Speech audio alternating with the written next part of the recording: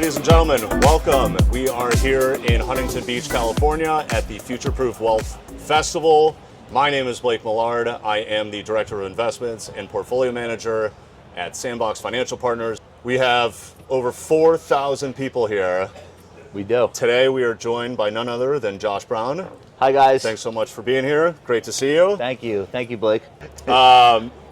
On a recent episode of The Compound and Friends with your partner Jill on Money and Tony Dwyer, who is the former chief market strategist at Canaccord, you asked Tony a question that I believe a lot of your own viewers and fans would want to ask and hear your thought, and that is, what is the stress life like being the face of an organization? You know, you're running a company as a CEO, you're guiding young advisors and employees of the firm, you're doing 2 podcasts and more a week, you go live on NBC and you need the latest research and trends and analysis, you're upholding brands that you've built over decades now. How do you do it? What makes you tick? What brings you back every Monday morning reinvigorated? So one of the things that I say in answers to that question is everything I'm doing is something that I made the decision to do. Sure. So I'm very fortunate in that if you see me doing something, there was a decision process that led to me doing it. Nobody made me do it. I'm not being forced to do anything. It wasn't always like that, of course, but right now, all the things that I do are things that I love to do. And when I run out of the enthusiasm for something, I stop. And one of the things that I try to tell people is not to box themselves in. I know in our industry especially, we place a high priority on consistency. And we always say the way that we service clients, every Monday we're going to do this. Every month they can expect this. Every quarter, when we launch a new show on YouTube, we don't say from now on, we're going to do this show every week. We try something. If the audience isn't into it after the first or second time, we just quietly stop and move on to the next thing. That process has led to a situation where when you see me doing things, I'm enjoying what I'm doing. And thankfully. And I know that I'm very fortunate to be able to say that. And again, it wasn't always that way. But so I don't really feel it as pressure. I don't really feel it as stress. I don't really feel it as some sort of command being handed down to me. These are things you love to do. I love talking about investing, and I love connecting with people that are interested in investing. Sure. So that's what it boils down to. Awesome.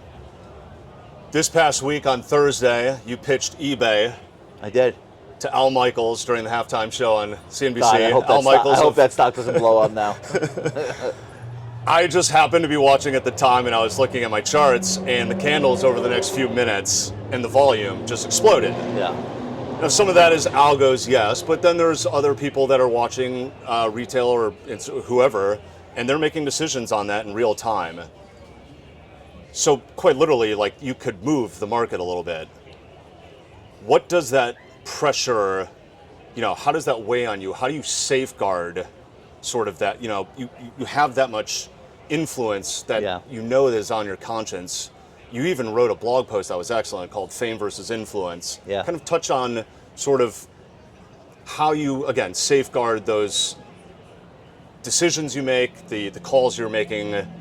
Talk a little bit about that. The number one thing is that I don't sell research, and I don't sell a newsletter. And if you read my disclosure on CNBC.com, it says very clearly, these are trades that I'm doing for myself. I don't give advice. So one of my heroes in financial media is Jim Cramer. He very specifically on Mad Money says, I want you to buy Goldman Sachs. I don't ever do that. Yeah. I say, this is what I think. This is what I'm doing. If someone else acts on it, I don't get paid.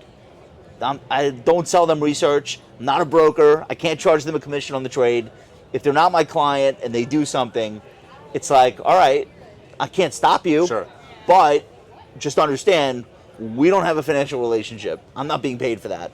So it's delicate, obviously. Yeah, because there's got to be people that come to you after the fact saying, hey, Josh, this was a huge home run. This one, I will never. I'm not going to complain about this stuff. This comes with the territory. I started buying CrowdStrike in 2020. It was 100. It went to 400. Then they have an IT outage. The stock falls to 200. If you bought it with me when I started talking about it at 100, maybe you still love me. Sure. If you bought it at 375 and then they have a global IT outage that I obviously can't foresee, you hate me. It all comes out in the wash. I think what people who listen to my opinions, I think they understand that I'm doing the best I can, and that I'm not omnipotent, and I'm also not their personal hedge fund manager. Sure. So it's part. It comes with the territory. I think you have to have a thick skin, but I also think you have to count on having a process that over time, if you buy good companies and you have long holding periods, that's going to bail you out. Sure. Not every day, not every year, but over time, you're going to look smarter than you look foolish if that's what you're doing. If you're trying to day trade, or if you're recommending option strategies that expire in 2 days, it's very hard to say that in the fullness of time you're going to make a lot of fans. So it's not what I do. I talk about the investments I'm making. I think they're good investments, and I'm very patient. And over time, things tend to work out. Sure. Not everything, but enough. Investing is a complex journey with its fair share of ups and downs. Speak for yourself. No, I'm sorry. Even the most experienced investors have their moments where they look back on and say, gosh, I could have done things a little bit differently here. Understanding these common pitfalls is immensely valuable. So from your perspective, what are some of the biggest mistakes that you see investors make over and over with their portfolios? I mean, you've interacted with people for years. I talk a lot about it in the book, the mistakes that I've personally made. I'm right, the market is wrong, is a big one. Ignoring technicals is another big one. Becoming overly focused on the positions that are down and thinking that they owe you something, or revenge trading. I see a lot of that when people are first starting out. This stock owes me, or worse than that, I'll never buy Apple again because you bought it before an earnings quarter that wasn't good, right? Like doing anthropomorphizing the market into a person, an antagonist to you. Sure. It's very mentally ill. And a lot of people do it. They don't know better. They don't even realize that they're doing it. But they almost think like they're set in opposition to all other investors and that their job is to outguess everyone. One of the things I learned from reading Howard Marks, people think that their job is to figure out the future and then invest based on that future. When in reality, the job of an investor is to understand the whole range of potential outcomes and then invest in such a way that any of those outcomes individually can't blow them up. Sure, yeah. So, easier said than done, of course. So I don't think great investors look at themselves as predictors of the future. I think great investors think of themselves as handicappers and people that know how to build durable portfolios for a multitude of potential outcomes. You've probably invested in, I don't even know how many securities at this point. Some of them turn out to be really good trades, some of them really bad. We know, given the context of behavioral finance and loss aversion, do you get more psyched about those huge rips, or is the magnitude of weight on your emotional conscience from a loss even greater? So I don't really invest in such a way that any individual position could really change my life.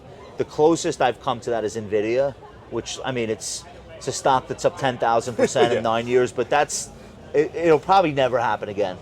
I don't think we'll ever see a company go from a $500 billion market cap to $3 trillion in 6 months. So I don't think that the right way to build positions is to expect that that's the kind of thing that could happen. So I'm very diversified. Sure. I don't put myself in a position where I could win big or lose big. It's not roulette. It's not like the movies. I'm not looking for one last score before retirement. I'm pretty boring when it comes to my holding periods. It takes a lot to rattle me out of a position. And again, sorry, the Sons of Anarchy are driving by.